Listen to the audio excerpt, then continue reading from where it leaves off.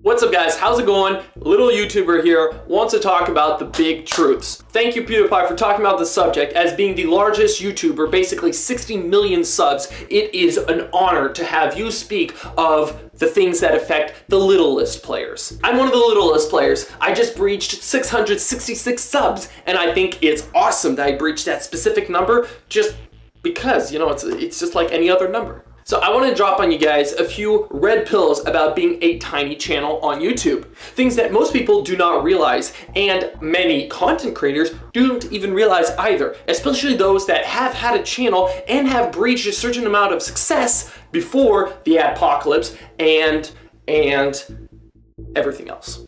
So let's get into this. First big truth, which is the most important truth I think up to now, is that if you do not get 301 views on your video will not get seen.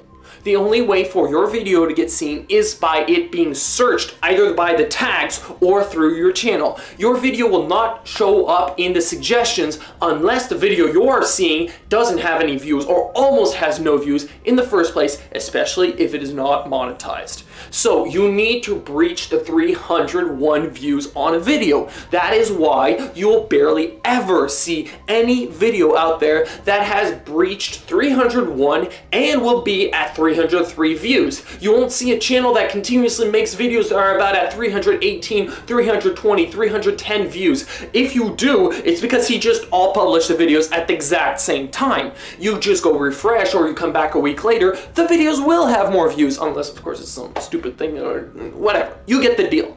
Second big truth is that monetization affects your visibility on YouTube.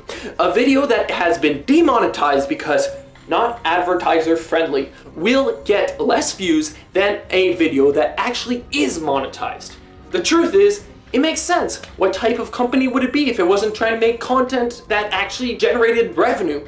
So if you do make a video that is not able to make money for YouTube, why would they promote it? Or why would they permit it to get on their premium listing, if we can say? Now, the biggest problem with this is that it's actually a curve. It has been demonstrated that the channels with the smaller counts of subscribers and viewers will be affected the most by a demonetized videos getting less views and subs. But the largest channels will be affected the least.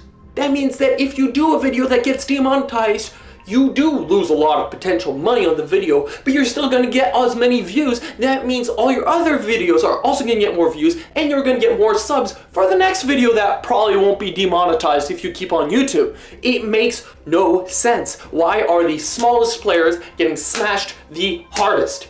Ideally, it should be a percentage. You should lose, if anything, okay, if anything, you should lose a percentage. And this is a very, very, very socialistic point of view, but I think that if anybody should be affected, it should be generally everybody. I don't think just certain people should be affected, but in the same way, it's a very capitalistic view because I think it should be a percentage, not a larger or lesser. Everybody should be affected by, let's say, 25%.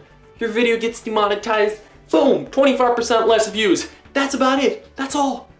Or how about what? Worst case, 60%, but that means that everybody's gonna get the same smackdown. You won't get affected.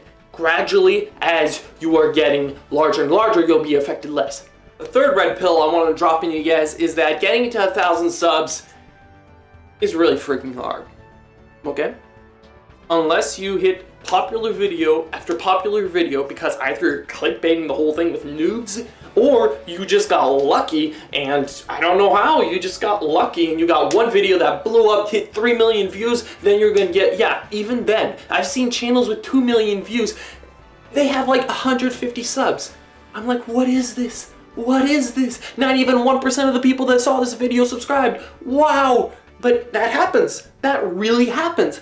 And one of the big reasons that this is a problem is it means that until you reach this point, anything you do between 0 and 1,000 will you know, you really won't get any monetization. You can't really get monetization. Now, I don't think it's really that big of a deal, though. That's the difference, is as PewDiePie and Scares talked about, having monetization is not something that you should go to YouTube and say, hey, I'm gonna make videos for you because I wanna make money on YouTube. That's really where I'm going. That should not be the way you look at it. What you should do is you should develop an audience and you should develop a love of what you create to be able to have more fun, and then you blow up from that point, and then you start monetizing. That's how it should be. The main reason I've monetized, even though I'm only a few hundred subs, is that I wanted to be able to have access to some of the MCN's provisions. Now, it's interesting, but I actually have my own separate resources, and that's what I suggest most people do. Don't go with an MCN unless they have something that you absolutely think is worth it. Like the subscription to Epidemic Sounds, if you use a lot of music in your stuff, that's $15 a month.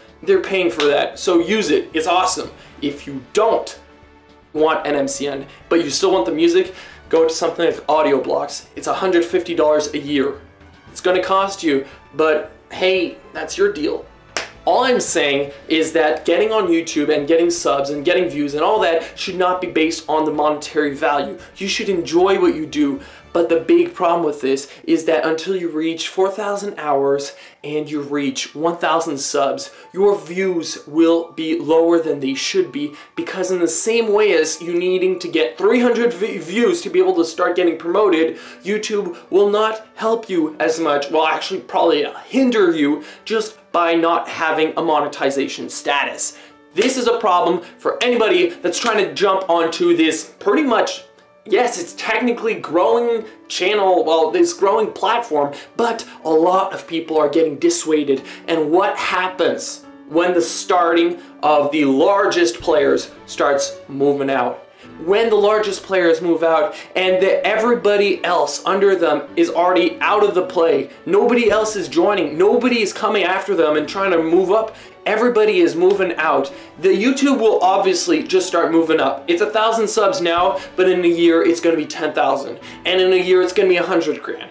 It's gonna keep on going, at least to a certain point, because they have an ideological way of viewing things.